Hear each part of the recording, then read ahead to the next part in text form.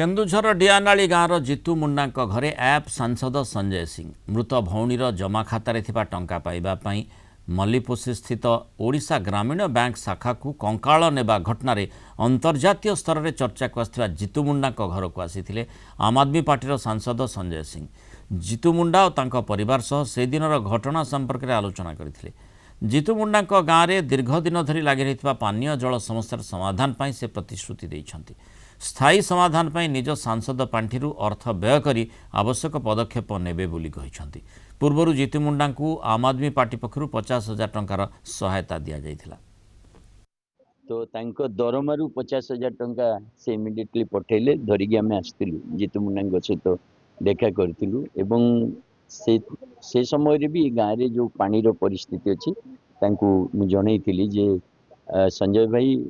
ये गाँव रे पानी रो समस्या रही साई रे से संजय भाई आज जिते ओडिशा आसते आम कार्यक्रम रे कहले मु से गाँव को जीवी दियानाली को जीवी जितु मुंडा को भेटी गाँ टा भी देखी आ जो पानी समस्या अच्छी मु एमपी लैड फंड रु समाधान करने को चेष्टा करी। जितु मुंडा रो पूरा हेल्प आम पार्टी तरफ रू भी करूँ करूँ भी और ये पानी रो भी गोटे समस्या अच्छी जो गाँव वाला कहले सरपंच भी कहले आमको